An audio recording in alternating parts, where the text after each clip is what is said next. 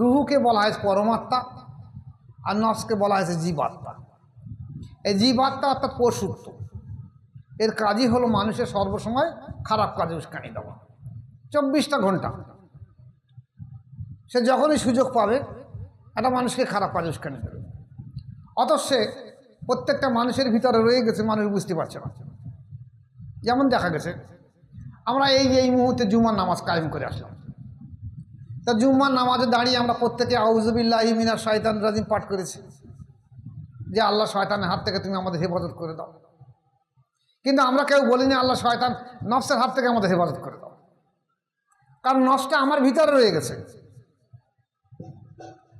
তাকে যদি আমি আউযুবিল্লাহি মিনাশ শাইতানির বলি, তার কোনো লাভ হবে না বা লস হবে না।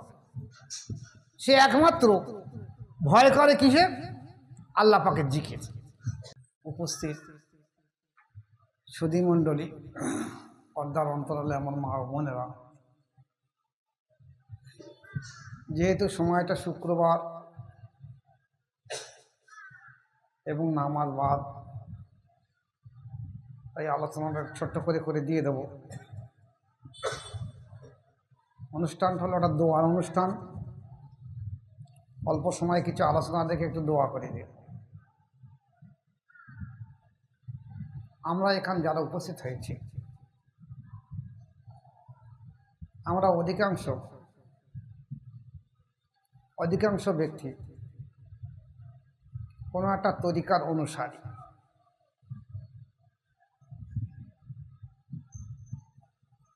এখন শরিয়াতের যে আরকান হাকাম এসেছে, কলেমা, নামাজ, রোজা, হজ, যাকাত, তাই এইগুলো তো পালন করলে একটা মানুষের যথেষ্ট হয়ে যায়। তাহলে তরিকাতের প্রয়োজনটা কি?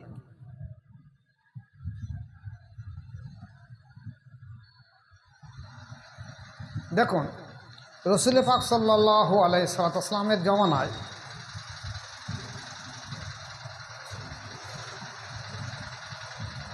একটা আমভাবে মানুষ বায়াত হতো, একটা খাসভাবে মানুষ বায়াত হতো। আমভাবের মানুষগুলোকে বলে দেওয়া হতো, তোমরা যাও 5 ওয়াক্ত নামাজ পড়বে, কলমা পড়বে, সৎভাবে জীবনযাপন করবে, হিংসা করবে না, ঘৃণা করবে না, হালাল হারাম বেছে কুচে খাবে।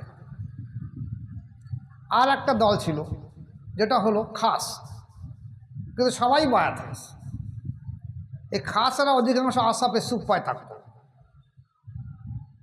এই আসাপে সুপায় হাদিস শরীফে এসে 70 থেকে 140 জনা ব্যক্তি প্রায় সর্বসময় থাকতো। এখন যদি কলেমা, নামাজ, রোজা, যাকাত, হজ হয়ে থাকে, তাহলে এরা সেখানে কি করত? এরা সর্বসময় তসবিহ, জিকির, মোরাকাবা, নামাজ নিয়ে মশগুল থাকতো। কিছু কিছু ব্যক্তি ছিল তারা কোরআন লিখত। যারা কোরআন লিখত তারা কোরআন লিখত, যারা কোরআন লিখত না তারা হাদিস লিখত, যারা কোরআন লিখত বাকিগুলো কোরআন মুখস্থ করে দিত। আর সর্বসময় ওরা তসবিহ, জিকিরে মশগুল থাকত। উদ্দেশ্য হলো নফসের চরিত্র সংশোধন করা। মানুষের শরীরে, প্রত্যেকটা মানুষের ভিতরে দুটো আত্মা আছে, একটা রুহু, একটা নফস। এই দুটো আত্মাকে বলা হয়েছে, রুহুকে বলা হয়েছে পরমাত্মা আর নফসকে বলা হয়েছে জীবাত্মা। এই জীবাত্মা অর্থাৎ পশুত্ব, এর কাজই হলো মানুষের সর্বসময় খারাপ কাজে উস্কানি দেওয়া। 24টা ঘন্টা সে যখনই সুযোগ পাবে একটা মানুষকে খারাপ কাজে উস্কানি দেবে। অথচ সে প্রত্যেকটা মানুষের ভিতরে রয়ে গেছে, মানুষ বুঝতে পারছে না। যেমন দেখা গেছে আমরা এই মুহূর্তে জুমার নামাজ কায়েম করে আসলাম, তা জুম্মার নামাজে দাঁড়িয়ে আমরা প্রত্যেকে আউযুবিল্লাহি মিনাশ শাইতানির রাজিম পাঠ করেছি যে আল্লাহ শয়তানের হাত থেকে তুমি আমাদের হেফাজত করে দাও। কিন্তু আমরা কেউ বলিনি আল্লাহ শয়তান নফসের হাত থেকে আমাদের হেফাজত করে দাও, কারণ নফসটা আমার ভিতরে রয়ে গেছে। তাকে যদি আমি আউযুবিল্লাহি মিনাশ শাইতানির বলি, তার কোনো লাভ হবে না বা লস হবে না। সে একমাত্র ভয় করে কিসে? আল্লাহ পাকের জিকির। সে ভয় করে আল্লাহ পাকের জিকির। এই জিকির যখন চাপিয়ে দেওয়া হয়, মানুষ যখন জিকির করে তখন সে সংকুচিত হয়ে ওঠে। যেমন আমরা দেখেছি, যখন জোঁক, গরু বা ছাগলের গায়ে জোঁক ধরে, বাচ্চারা অনেক সময় সেই জোঁকটাকে নিয়ে ও যখন নামিয়ে দেয় তখন ও চলাফেরা করে, ও সামনে একটু নুন ফেলে দেয়, তো নুন দিলে আর জোঁক চলাফেরা করে না। বরঞ্চ ওর গায়ে যদি কিছু নুন ফেলে দেওয়া হয় তো যে রক্তগুলো পান করেছে সেগুলো ও সব বার করে দিয়ে দেবে।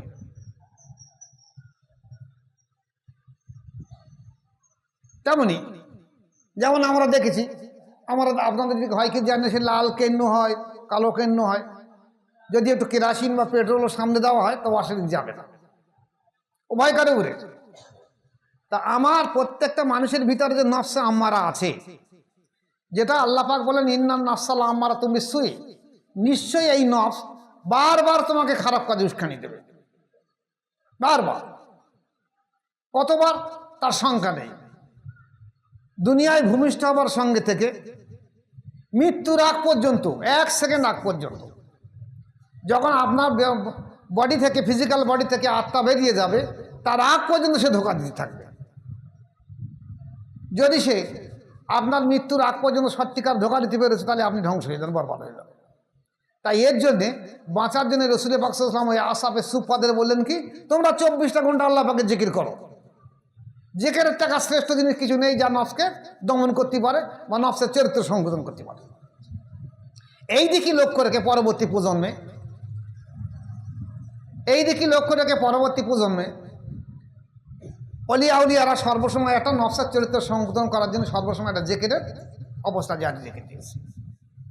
এখন আমাদের রাসূল পাক সাল্লাল্লাহু আলাইহি ওয়াসাল্লামের জামানায় যে মুসলিমরা ছিল তাদের মধ্যে দুটো অবস্থা ছিল। একটা হলো রাষ্ট্রীয় ক্ষমতার মাধ্যম দিয়ে তারা কলেমা স্বীকার করে তারা ভেবে চলেছে, আর একটা আসাফে সুফার মধ্যে দেখা গেছে তারা আল্লাহ জেকের স্মরণের মাধ্যমে আল্লাহর প্রিয় হয়েছে এবং নফসের চরিত্র সংশোধন করছে। এখন এই না বোঝার কারণে আমাদের দেশে শরিয়াতি আলিমরা এরা মনে করেছে যে জিকিরের তালিমের কোনো প্রয়োজন নেই, শুধুমাত্র নামাজ, রোজা, কলেমা, যাকাত, হজ, দান খয়রাত করলে সে মুক্তি পেয়ে যাবে। কিন্তু জিকির সম্পর্কে কোরআনের আয়াতে এত বেশি পরিমাণে অবতীর্ণ হলো যে হুজুর পাক সাল্লাল্লাহু আলাইহি ওয়াসাল্লাম পরিষ্কার বর্ণনা রেখেছেন যে যখন জিকিরের আয়াত একের পর এক অবতীর্ণ হতে লাগলো, আমি মনে করেছিলাম বোধহয় আল্লাহ পাক শুধু জিকির ছাড়া আর কিছু চাইনি, এত অবতীর্ণ হতে লাগলো। অথচ সেই জিকিরটা সম্পর্কে আজকের জামানার ওলামায়ে দ্বীনরা এগুলো ভুলে গেছে। দেখুন, নামাজ একটা ইবাদত, এর একটা নির্দিষ্ট সওয়াব আছে। সেই নামাজ কায়েম করতে গেলে আপনাকে পাক হতে হবে, নামাজ কায়েম করতে গেলে আপনাকে 13টা ফরজ পালন করতে হবে। এই 13টা ফরজের মধ্যে যদি কোনোটা ঘাটতি হয় আপনার ইবাদত কবুল হবে, নামাজ কবুল হবে না। এবং তার আগেও আপনাকে মুমিন হতে হবে। তেমনি রোজা, তেমনি যাকাত, তেমনি হজ, একই রকম পদ্ধতি। কিন্তু জিকিরের কোনো আর ফরজের কোনো ব্যাপার নেই। জিকির হলো অফুরন্ত আল্লাহ পাকের সঙ্গে প্রেম করা।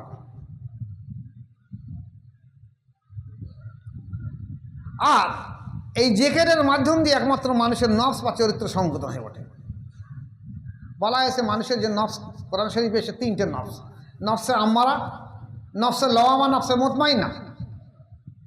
কিন্তু বুজুর্গানে দিনগণ এই নফসে লওয়ামা, নফসে মুতমাইন্নার মাঝায় আর একটা নফসকে তৈরি করে তাকে নাম দিয়েছে নফসে মুলহিমা। তাহলে নফসে আম্মারা হলো পশুত্ব আকৃতি, শয়তান সদৃশ নফস।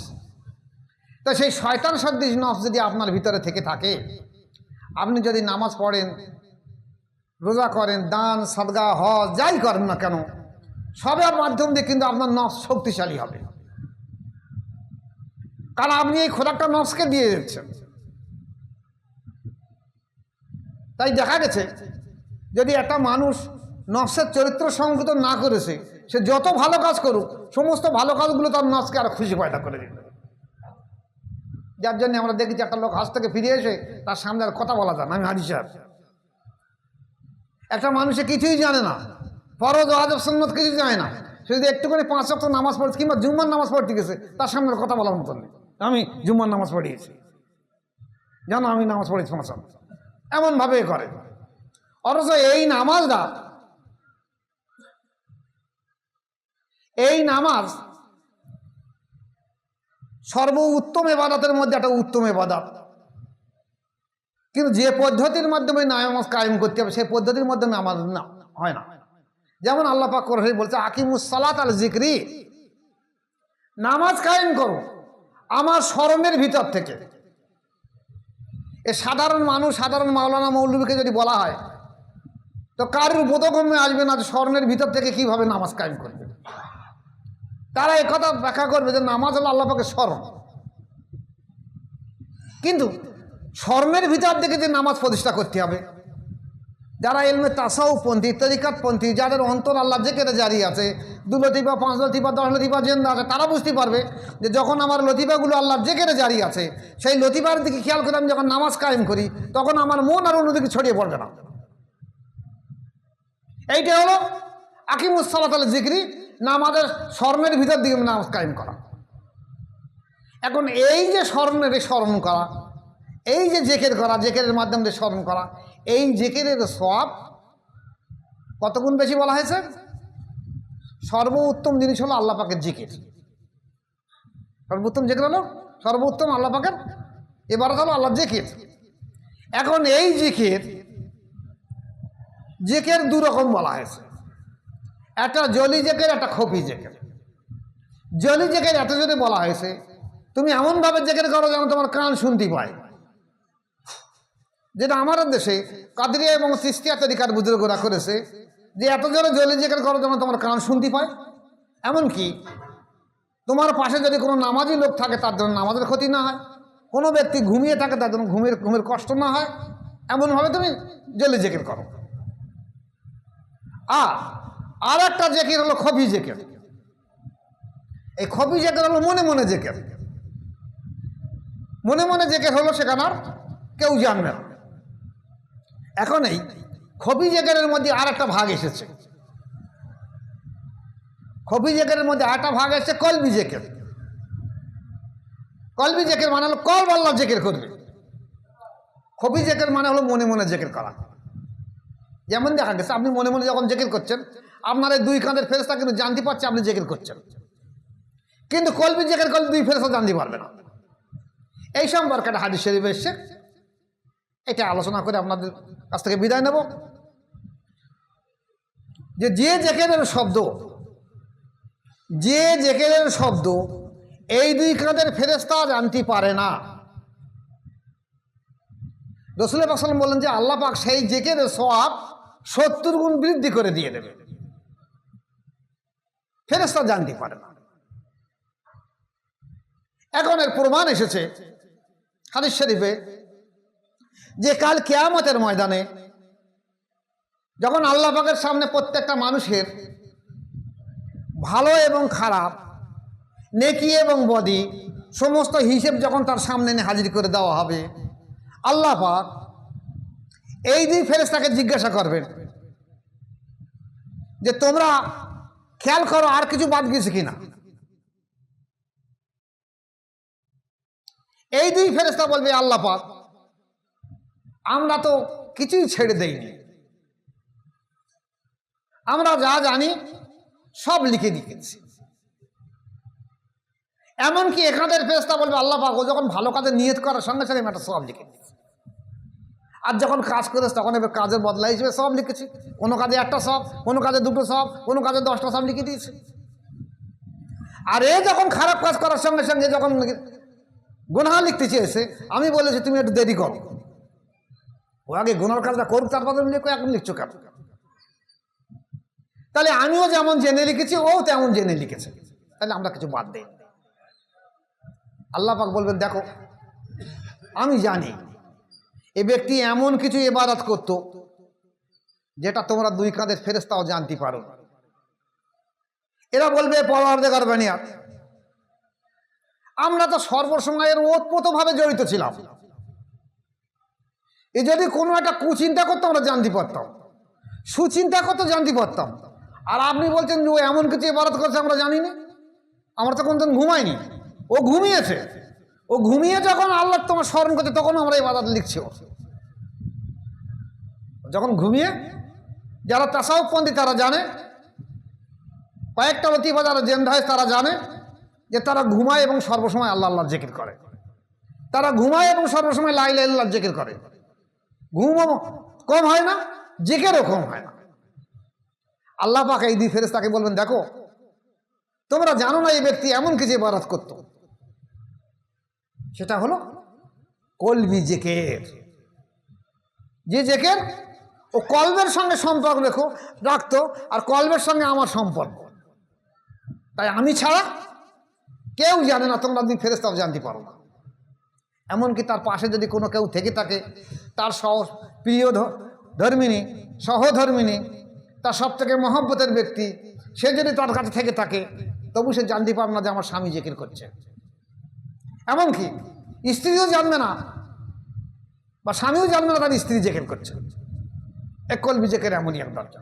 আল্লাহ পাক বলেন কি, এই যে কলবি জিকিরের সওয়াব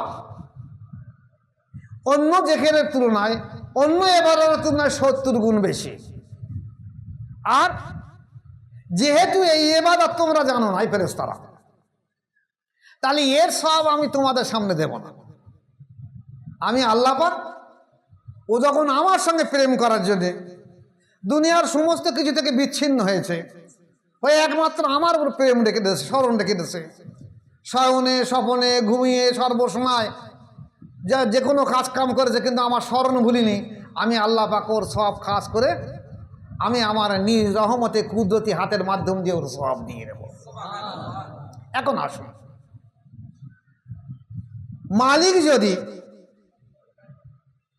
মালিক যদি তার ব্যবসা দেখাশোনা করার জন্য একজন রেখে দেয় যে তুমি যারা আমার এই লেবারে এতগুলো লেবার কাজ করছে, তুমি ঠিক সন্ধ্যার সময় কি সপ্তাহে কি মাসিক এত করে পয়সা দিয়ে দেবে,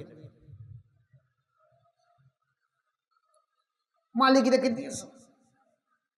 তো এ সব জানে কার কত মাইনে দেওয়া হচ্ছে। কিন্তু মহব্বতের যে ব্যক্তি, মালিক তাকে বলছে ওকে আমার ঘরে পাঠিয়ে দিয়ে দাও, আমি তাকে খুশি করে কিছু পয়সা দিয়ে দিন, বাবা তুমি এটা নিয়ে যাও, কারণ তোমার কাজে আমি খুশি হয়েছি। এটা এ কর্মচারী জানে না, কেউ জানে না কত দিয়েছে। তা আল্লাহ পাক বলে না আমার ফেরেশতারা তোমরা শুনে রেখে দাও, এই যে কলবি জিকিরের সওয়াব আমি নিজ হাতে দিয়ে দেব। এবং কত দেব আমার ব্যক্তিগত ব্যাপার। সে আমার সঙ্গে যেমন সম্পর্ক রেখেছে, সে দুনিয়ায় থেকে বিচ্ছিন্ন হয়েছে, সব কিছু থেকে মুক্ত হয়ে সে আমার স্মরণ করেছে, আমি আল্লাহ পাক আমার নিজ রহমতের মাধ্যম দিয়ে যতটা পরিমাণ আমার ভালো লাগে, আমার মহব্বত টানে, আমার মন টানে, ততটা পরিমাণ সওয়াব তার আমল নামায় দিয়ে দেব। তাহলে এই আমলের ভিতরে আর কোনো রকম রিয়া আসে না। জলি জিকিরের ভিতরে রিয়া আসে, কিন্তু কলবি জিকিরের ভিতরে কোনো রিয়া আসে না। তাই এই জিকির সর্বোত্তম জিকির বলা হয়েছে। আর এই জিকিরটা একমাত্র কাদেরিয়া, চিশতিয়ানা, নকশবন্দি আর মোজাদ্দেদের তরিকায় এসেছে। বিশেষ করে রুহুল আমিন রহমাতুল্লাহ আলাইহি উনি ওনার তরিকার দর্পণের ভিতরে বারবার মোজাদ্দেদ আল-ফেসানি রহমাতুল্লাহর মকতুবাতের হাওলা দিয়েছে যে মোজাদ্দেদ তরিকা, পাঞ্জাবের সেদিন যে মোজাদ্দেদ আল-ফেসানি রহমাতুল্লাহ যে তরিকা, মোজাদ্দেদের তরিকা, এই তরিকা পৃথিবীর মধ্যে সর্বশ্রেষ্ঠ তরিকা, সর্বোত্তম তরিকা। এই তরিকার কলবি জিকির, এই তরিকার এই জিকির সে তার অন্তর ছাড়া আর কেউ জানে না। আর সর্বোত্তম সর্বশ্রেষ্ঠ তরিকা, আর সর্বোত্তম আর সর্বশ্রেষ্ঠ জিকির। আল্লাহ পাকের লাখ শুকর যে আমাদের এখানে মোজাদ্দেদ তরিকা ছিল না। আমাদের অঞ্চলে পূর্বরা এসেছে, ওরা নকশবন্দি তরিকা সুফি ফাতে আলী রহমতুল্লাহর কাছ থেকে নিয়ে এসছে। কিন্তু চার তরিকা করতে গিয়ে দেখা যাচ্ছে কাদেরিয়া আর চিশতিয়া তরিকা প্রচার করতেছে, নকশবন্দি আর মোজাদ্দেদি হয়নি। রুহুল আমিন সাহেব রহমতুল্লাহর একই ঘটনা ঘটেছে। নকশবন্দি তরিকা হাসিল করার পরে চার তরিকার পীর আবু করতে গিয়ে এখন দেখা যাচ্ছে কাদেরিয়া আর চিশতিয়া তরিকায় আটকে গেছে। নিজে লিখেছে কলবি জিকিরের কথা, নকশবন্দি মোজাদ্দেদ তরিকার কথা, কিন্তু আমল করিয়েছে এবং নিজে করেছে, অপরকে করিয়েছে কি কাদেরিয়া চিশতিয়া। আবার বলছে নকশবন্দের তরিকা বা মজহাবের সর্বশ্রেষ্ঠ তরিকা, কলবি জিকির সর্বোত্তম জিকির। যদি এই মোজাদের তরিকা এবং কলবি জিকির থাকতো, তাহলে অলি গলিতে মানুষ আল্লাহর অলি ঘুরিয়ে বেড়াতো। অলি গলিতে একটা কাদেরিয়া চিশতিয়া তরিকার মানুষ রাতের অন্ধকারে দাওয়ায় বসে বসে জোরে জোরে জিকির করে লা ইলাহা ইল্লাল্লাহ, লা ইলাহা ইল্লাল্লাহ। মানুষ জানতে পারে ভালো মানুষ, কিন্তু নকশবন্দের মোজাদের তরিকার কার রূপ ধরার ক্ষমতা নেই। এই ব্যক্তি আল্লাহর ওলি মানুষ। যার জন্য সাহাবায়ে কেরাম রাদিয়াল্লাহু তাআলা আনহুদের দেখে অনেক সাধারণ মানুষ মনে করছে এরা তো আমাদের মতন মানুষ, এরা এত উত্তম হলো কি করে। আর মোজাদের তরিকার মাশায়েখদের দেখে, তরিকাতপন্থী মানুষদের দেখে মানুষ বুঝতেই পারে না যারা ওলি মানুষ। তাই এমনই একটা সর্বোত্তম সর্বশ্রেষ্ঠ এই মোজাদের তরিকা যে হাটে মাঠে ঘাটে যে কর্ম করবে সেই কর্মের মাধ্যম থেকে আল্লাহর ওলি হয়ে থাকবে। একটা লতিফা জেন্দা করলে যদি ওলি হয়ে থাকে, যেখানে কাদেরিয়া আর চিশতিয়া তরিকা বলা আছে কলবে ফানা কলবে বাঁকা, কলব জিন্দা হয়ে গেলে যে পীর সাহেব, কলব জিন্দা হলে যে আল্লাহর ওলি মানুষ। আর আমাদের মোজাদের তরিকা বলা যে কলবটাকে শুরু হইল সবে, তাহলে কত উত্তম তরিকা। আর এই তরিকার মানুষ অহরহ গলিতে গ্রামে গঞ্জে আল্লাহর ওলি মানুষ রয়েছে, আমরা তাকে গুরুত্ব দেই। হঠাৎ জিনিস বলি, আমার ওখানে একটা মহিলা 1 মাসের মধ্যে হয়েছে, ভোগালী বাড়ি, বায়াত হয়েছে 1 মাস। 1 মাস বায়াত হওয়ার পরে আমার কাছে এসে তার মেয়েদের নাতি পোতাদের সব জামাই টামাই নিয়ে এসেছে যে আমার শরীরটা খারাপ, একটু দোয়া চাইতে এসছি। বয়স হয়ে গেছে 75, 80, 75 হবে। আমি জিজ্ঞাসা করলাম যে তোমার সবকের অবস্থা কেমন? তা বলছে আমার তো কল সবসময় চলে এবং আমি আলোও দেখছি। জিজ্ঞাসা করলাম কতদিন হয়েছে? তা বলছে মাসখানেক হয়েছে। আমি ঠিক আছে, আর কিছুদিন যাক, তুমি না সামনের সপ্তাহ দিকে এসো, সবকটা আর একটু পেকে উঠুক, পূর্ণতা প্রাপ্ত, তোমার সবকটা পাল্টে দিয়ে দেবো। বাড়ি গিয়েছে, আমার খানকা শরীফ থেকে দেখা 2-2.5 কিলোমিটার দূরে বাড়ি। আসরের নামাজের পরে বাড়ি গিয়েছে, মগরিবে আমি নামাজ পড়ে সালাম ফিরিয়ে বসেছি, দেখুন তার বাড়িতে ফোন এসেছে আমার মা মারা গেছে এক্ষুনি। কী করে না মারা গেল? বলে একটু নামাজ কায়েম করার পরে বসে এবার তসবিলে মোরাকাবা করবে, এমন সময় মনে হচ্ছে স্ট্রোক হয়েছে, আস্তে আস্তে শুয়ে পড়েছে, পড়ে আর পানি দেওয়ার মতো সময় হয়নি, কথা বলার সময় হয়নি, মারা গেছে। তার 2-3টে মেয়ে আমার কাছে বয়াত, জামাইরা বয়াত। তো মেয়েরা বললো আমি যখন গোসল দিচ্ছি তখন আমার মা একটা লতিফার জন্য আমরা 3-4 লতিফার কাজ করি, কিন্তু আমার মার কাছে এত বড় রুহানি তাওয়াজ্জুহ যেহেতু আমার মুর্শিদের কাছ থেকে সেই সঙ্গে সঙ্গে ফিরে গেছে, তাই আমরা গোসল দিতে সেখানে আমরা বসে থাকতে পারছি না। জামাইরা বলছিল যে আমরা যখন ব্যক্তিকে জানাজায় নিয়ে যাওয়া হচ্ছে বা দাফন করা হচ্ছে, তখন এত পরিমাণে একটা তাওয়াজ্জুহ ফয়েজ আমরা চতুর্দিকে তাকিয়ে দেখছি যেখানে কি হুজুর এসেছে না অন্য কোনো কেউ এসেছে, দেখলাম কেউ নেই, কিন্তু এই তাওয়াজ্জুহ ফয়েজ কেন? ওরা নামাজ আমার কাছে জিজ্ঞাসা করলো আপনাকে ব্যাপারটা কী বলুন। আমি বলি দেখো ওর মুর্শিদের কাছ থেকে চলে গেছে শেষ দোয়া নিয়ে, আর অন্তত আল্লাহ জিকির জারি হয়েছে। তা তুমি যদি একটা লতিফা জেন্দা হয়ে এই হয়ে থাকে, তাহলে 10টা লতিফা জেন্দা করলে, 30টা লতিফা জেন্দা করলে কেমন হবে? তাহলে এখানে আসুন যে এ তরিকায় এত খাস নেসবত বলা হয়েছে নবুয়াত আর বেলায়াত, এই দুটোর মধ্যে আরেকটা দরজা রয়েছে কায়ুমিয়াত। নবুয়াত আর বেলায়েতের মধ্যবর্তী জায়গায় দরজা রয়েছে কায়ুমিয়াত, যেটা মোজাররদ আল-পেশানী রহমতুল্লাহ পেয়েছিলেন কাইমে আওয়াল। ওনার ছেলে কাইমে সানি, তৃতীয় কাইম, চতুর্থ কাইম, যারা নবুয়াত এবং বেলায়েতের সংমিশ্রণে করেছিল, দুটোর সেতু বন্ধন করেছিল, তাদেরকে কাইমিয়াত বলা হয়। সেই কাইমিয়াতের দরজা সম্মান, সেই কাইমিয়াতের নেসবত এই মোজাদের তরিকায় রয়ে গেছে, মানুষ জানে না। তাই আপনারা বড় ভাগ্যবান যদি এই তরিকা এখানে না আসতো তাহলে আমরাও বুঝতাম না, আপনারাও বুঝতেন না। আল্লাহ লাখ শকর কেন, আল্লাহর কাছে শকর গুজারি করুন যে আল্লাহ অশেষ দয়া তোমার, এই তরিকা রেখেছিল বলে আমরা আজকে এই জিনিস উপলব্ধি করতে পারছি। নতুবা সাধারণ মানুষের মতন আমরা ওরকম একই রকম হয়ে থাকতাম।